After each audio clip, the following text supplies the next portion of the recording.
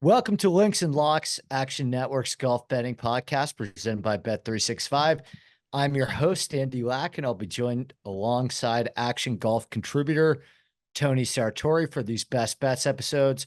Tony and I will play 18 holes today, giving our 18 favorite picks for this week's tour event, the Wells Fargo Championship. Before we dive into this week's episode, a reminder that the Links and Locks podcast is presented by Bet365. Bet365 doesn't do ordinary. That's why you get more boosts with them than with anyone else. Every day they power up the odds on hundreds of bets to give you a chance to win more. Bet365 boosts specific markets, your winnings, and even parlays, and they don't stop there. Keep an eye out for their biggest and best odds with the incredible Super Boost. Check out the boost and see why it's never ordinary at Bet365. Must be 21 or older and present in Arizona, Colorado, Indiana, Iowa, Louisiana, North Carolina, New Jersey, Ohio, Virginia, or 18 and older in Kentucky. Gambling problem? Call 1-800-GAMBLER or 1-800-BETS-OFF in Iowa. Terms, conditions, and restrictions apply. Okay, Tony, we're on the first tee here for our Wells Fargo Best Bets. Get us started. All right, so I'm going to head to the outright winners market right away and go after Patrick Cantlay at 20 to 1. Full disclaimer, every odds I put out today was all taken before Ludwig's withdrawal.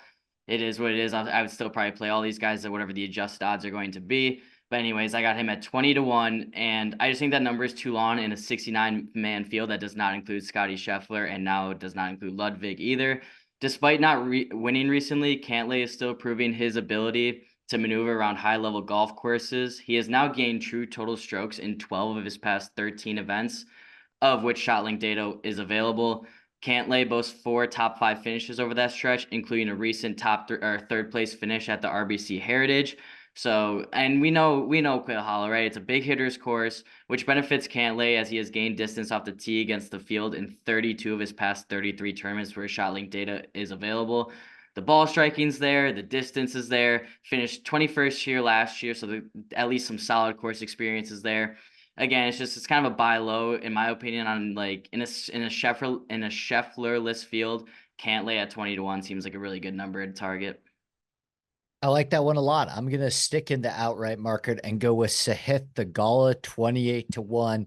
Enhanced, that is still widely available, I believe, post Ludwig withdrawal. And I just feel like this is the natural next progression in Sahith Theegala's career is to win a signature event. He has developed into one of the better long iron players in this entire field. He has turned his driver from a weakness into a strength, and Quail Hollow is a golf course with a very low miss fairway penalty that has been kind to longer drivers of the ball, such as Rory McIlroy, Jason Day, Justin Thomas, Wyndham Clark, that are a lot more long than they are accurate. Sahith Theegala, his biggest weakness at times has been his inaccuracy off the tee. I think you can get away with that a little bit here at Quail Hollow with the negligible Bermuda rough.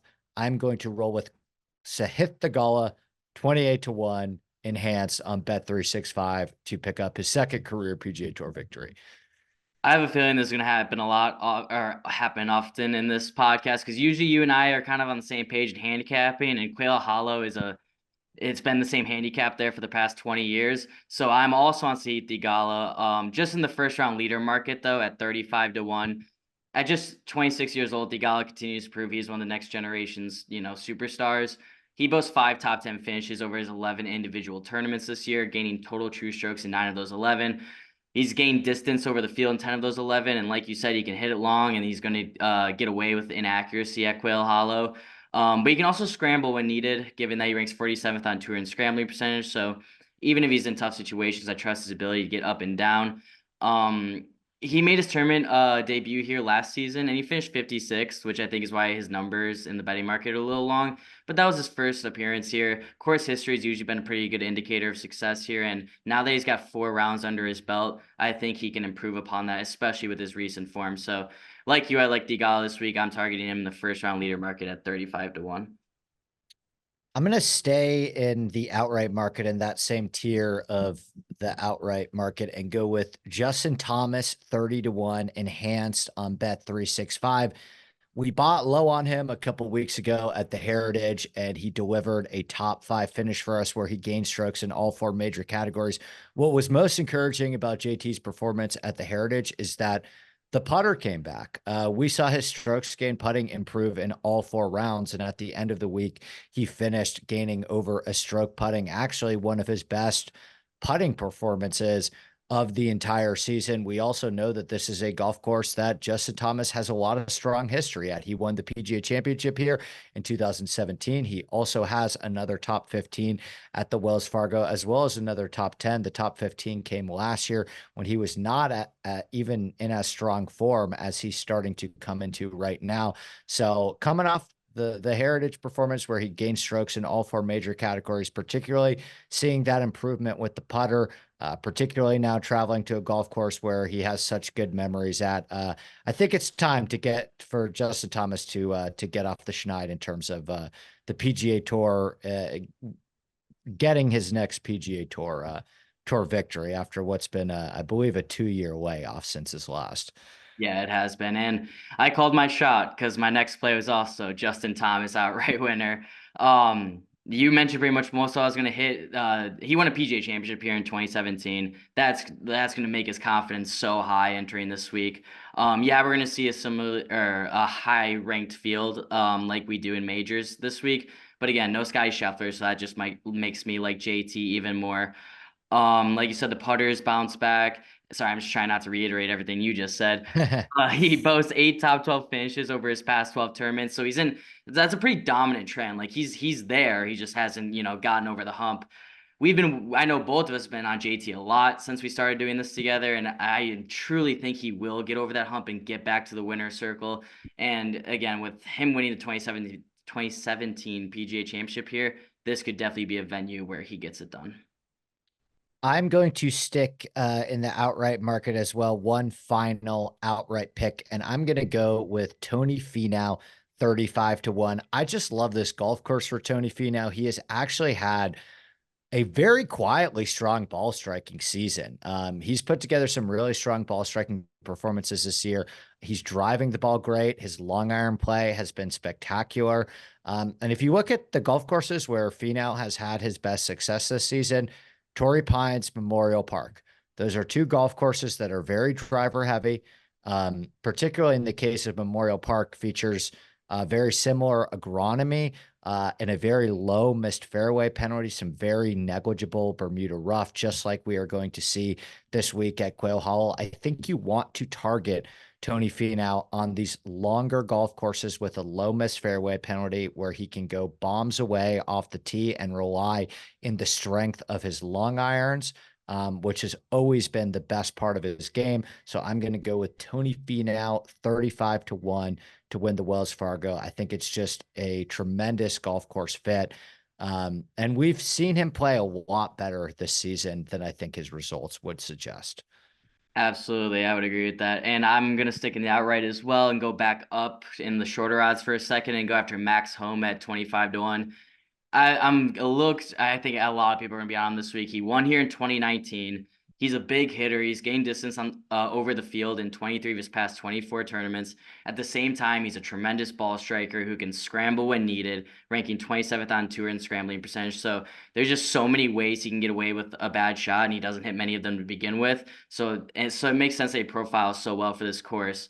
For housekeeping purposes, he did win this tournament in 2022 as well, but that was I believe it was in Maryland that year because the President's Cup was being held at Quail Hollow. So I just know it wasn't at Quail Hollow that year. I'm pretty sure it was in Maryland. And then, so, I mean, he just profiles well for this course. He's won here before, so he's going to come in with confidence. And at 25-1, again, no Scheffler, no Ludwig. So I like Homa at that number. I love that one as well. Always a big fan of Homa on golf courses like this. He's obviously proved his success at Quail Hall in the past. I'm going to take us into the top 10 market and take a little flyer on a buy low candidate in Viktor Hovland. I'm playing Viktor Hovland plus 260 to finish top 10. I don't know if I trust him to win this golf tournament coming off a prolonged absence. We have not seen him since he missed the cut at the Players. This is purely a buy low spot on a guy that we were talking about as the best player in the world just a couple of months ago. If I was building a golf course for Viktor Hovland's skill set when he's on, it would look a lot like Quail Hollow. He is a great driver of the ball. He's a great long iron player. He also has a third previously at Quail Hollow in the past. I think he's revving up and ready to go for Valhalla next week, which is another incredible course fit for him. I think we start to see some serious signs of life for Hovland.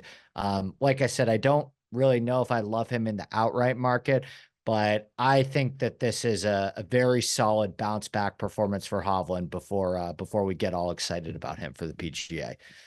Absolutely, yeah. That it's so funny because like if this tournament was 4 months ago, that number would be nowhere near what you're getting at this week.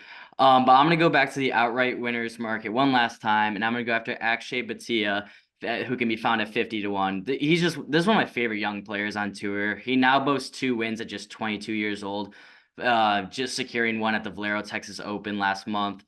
He's now made the weekend in 5 consecutive tournaments, including that win, but 3 other top 18 finishes as well. The only question I have about him and his course fit this week is his distance off the tee. He's shown it, but he's not consistently, been a big. I mean, he's obviously not a very big guy, but he's still gained distance over the field in 12 of his past 17 tournaments. But the reason why I like him the most this week is even if his driver holds him back, I trust his ability to scramble as he gets closer to the greens. And he ranks 31st on tour this season in scrambling percentage. And we have seen guys here win this with scrambling despite not pounding the hell out of the golf ball. So at 50-1, I just like a guy who's definitely on the upswing, still such a young golfer, but a super high ceiling with Bhatia at 50-1. I'm going to go with another buy low candidate, a guy that has been a proven winner on the PGA Tour, one of the best players on the PGA Tour when he's on, who hasn't shown as much form as lately, but I think that changes this week. I'm going to go with Sam Burns, plus 375 to finish in the top 10. I just think he's too good of a player to stay down for this long. I also, for what it's worth, like the outright number on him a lot. I believe he can be found as high as 50-1 this week. That is crazy to me. Anytime you see a player of Sam Burns' caliber that has won so many times on the PGA Tour, has performed so well on Bermuda grass, he's won twice at the Sanderson Farms. That's another long golf course with champion Bermuda grass greens, right? So where you can actually kind of spray it off the tee as well, and you have to get really hot with the flat stick. So, I love the top 10 bet. I even consider it a top 5 in an outright because the range of outcomes is so wide with Burns. He doesn't have that consistency as some of the other best players on the PGA Tour, but he does have the upside. And it seems like, he's either going to finish bottom 10 in this field or top 10 in this field. So at plus 375 in a 69-man field, I'm going to buy on the talent and what I believe is a really good course fit in Sam Burns. Yeah, I love that play a lot. And then I'm gonna go into the top 10 market and go after Adam Scott, who's plus 450. Scott hasn't been winning events, but he's been competing and is capable of scoring well among this field. He has gained true total strokes in 8 of his past 9 tour events, finishing inside the top 10 twice. So he's shown that he can do it. Scott's been bombing it off the tee, gaining distance on the field in each of his past 7 tournaments. With that said, he can also scramble well when needed, and given that he ranks above the tour average in that category as well. Therefore, it's not surprising that Scott last year finished 5th. He's got multiple top 10 finishes at Quail Hollow. So at plus 450, he just did it last year. I think he's in better form now than he was when he entered this tournament last year. So I think there are definitely worse plays to make than Scott top 10 at plus 450. I like that one a lot. I'm going to go back to the top 20 market and roll with Corey Connors, plus 150. Corey Connors has been a great top 20, top 30 bet all season. I like him in the top 20 market because this is a field of only 69 players. I just look at the iron play with Connors, and I think he has such a high floor, which he's shown this season, making every single cut on the PGA Tour this year. That's largely because of his driving and approach ability. He's played well at Quail Hollow here in the past, finishing top 15 in his last appearance. I just love the way that he's striking the ball. He's played here at the President's Cup before as well in 2022. And I don't think it's a very big ask for a guy that is in this strong ball striking form. So I'm going to go with Corey Connors, top 20 plus 150. Yeah, I always love taking him in the finishing position marks. He's kind of like Hoagie this year, Kevin Yu last year, just so good with that iron play. So you kind of know at least what you're gonna get. I'm gonna go to the top 10 market one last time and go after Chris Kirk, who is 5-1. Kirk is seemingly always a bit undervalued in the betting market, especially for a guy with 7 wins on tour.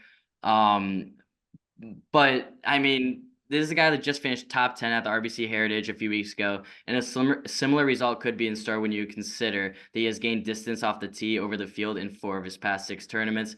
He is also above the tour average in scrambling percentage, so there will be bailout opportunities if he starts to have some trouble with that length, or with the length of the course, excuse me.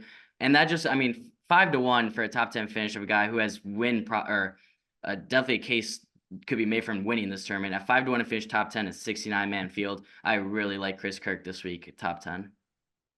I'm going to take us back to the top 20 market in the plus 150 zone as well and roll with Stephan Jaeger, a player that has been incredibly kind to me all season. I mentioned the driver heavy Bermuda long iron nature of a golf course like Memorial Park.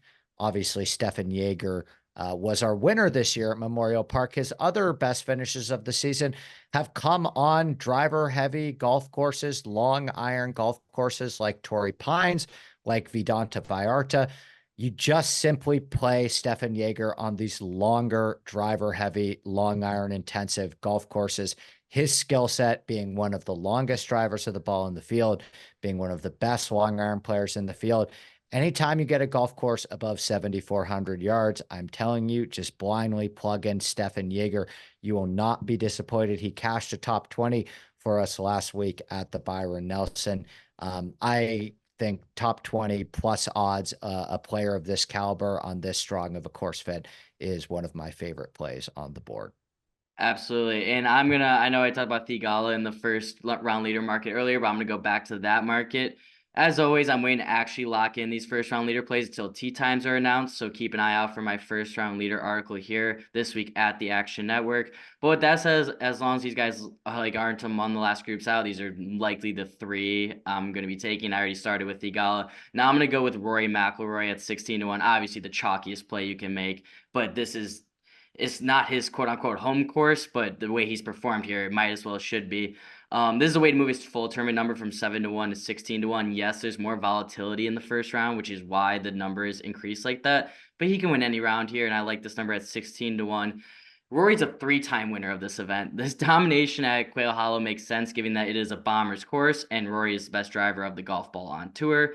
Any concerns of Rory's recent form is now at least partly nullified with his recent win at the Zurich Classic of New Orleans. Yes, team event, but he's also gained true total strokes in each of his past 7 solo tournaments with ShotLink data. So we should not be shocked if McIlroy carries. He's kind of got the monkey off his back with the win. Yes, it was a team event, but it's still a win on tour. So I could absolutely see him carrying that momentum into Thursday at a venue that is very, very familiar for the 3-time winner. Love that play. I did the exact same thing. I had a feeling we'd, like I said, like you said earlier in the podcast, be on some of the same ones. And I just love betting Rory McIlroy first round later on golf courses that he loves. If you just go back over the last 50 rounds, Rory McIlroy has been the #1 player in this entire field in strokes gained in the first round. He typically gets off to a very hot start, particularly on golf courses like Quail Hollow that he loves. And he'll usually fade sometimes over the weekend. So I cannot understand for the life of me why his first round later odds are always double. His outright odds, that feels almost backwards to me. You mentioned it. He's won 3 times before at Quail Hollow. He's coming off a victory at the Team Classic. I know that it was a team win, but it was almost more impressive because he was putting Shane Lowry on his back for most of it. So good to see Rory see the ball go through the hoop again. I expect him to get off to an incredibly hot start as well at Quail Hollow. Yeah, I obviously absolutely agree. I'm gonna stick in the first round leader market one last time, and I'm gonna go after Matt Fitzpatrick, who is 35-1 via Bet365. He enters this week in good form. His 5 straight weekend appearances, boasting 3 top 11 finishes over that stretch. Only 4 of those 5 tournaments have ShotLink data, but he has gained true total strokes in all 4 of those events. And the one event where there wasn't data, he finished 11th. So I imagine he also gained true strokes at that event as well. He finished 35th here last year, but that was his first career appearance in this tournament. He's now got 4 rounds under his belt. And again, so with the recent form and now he's got experience, I could see him coming out hot on Thursday, especially at number at 35-1, which just seems a little long on a golfer with Matt Fitzpatrick's ceiling. Love that play. I'm a huge fan of Fitzpatrick this week. He actually just missed my betting card, so I'm glad that you brought him up. I'm going to finish us off with a bit of a longer shot top 20 play and go with Matthieu Pavon plus 230 to finish in the top 20. We have seen Pavon perform at these longer golf courses very well. I've mentioned Torrey Pines in terms of the similar nature of that golf course being so driver heavy and long iron heavy. Pavone obviously won that event. He also finished top 12 at the Masters, which is another golf course with a lower missed fairway penalty, pretty wide open off the tee, where players will have to rely on the strength of their middle to long irons. And that's what Pavone does best. Pavone has developed into one of the best overall approach players on the PGA Tour this season. That's why he's been able to top 5 and win 2 signature events, finish top 12 as a debutant at the Masters. I think plus 230 is a pretty juicy number for Pavone to just finish in the top 20 in a 70-man field. I don't think he is one of the worst players in this field, like he is priced, and I'm actually expecting a strong performance out of him on what I believe to be a pretty solid course fit. And that will do it for our best bets episode for the Wells Fargo Championship. Before we get out of here, a final reminder that the Links and Locks podcast is presented by Bet365. Bet365 doesn't do ordinary. That's why you get more boosts with them than with anyone else. Every day, they power up the odds on hundreds of bets to give you a chance to win more. Bet365 boosts specific markets, your winnings, and even parlays, and they don't stop there. Keep an eye out for their biggest and best odds with the incredible Super Boost. Check out the boost and see why. It's never ordinary at Bet365. Must be 21 or older and present in Arizona, Colorado, Indiana, Iowa, Louisiana, North Carolina, New Jersey, Ohio, Virginia, or 18 and older in Kentucky. Gambling problem, call 1-800-GAMBLER or 1-800-BETS-OFF in Iowa. Terms, conditions, and restrictions apply. As a reminder, our action experts, Spencer Aguiar and Nick Bretwish, return with host Roberto Arguello tomorrow for the Wells Fargo betting preview right here on the Links and Locks podcast. So for Tony Sartori, I'm your host, Andy Lack, and we'll see you back here next week on the Links and Locks podcast presented by Bet365.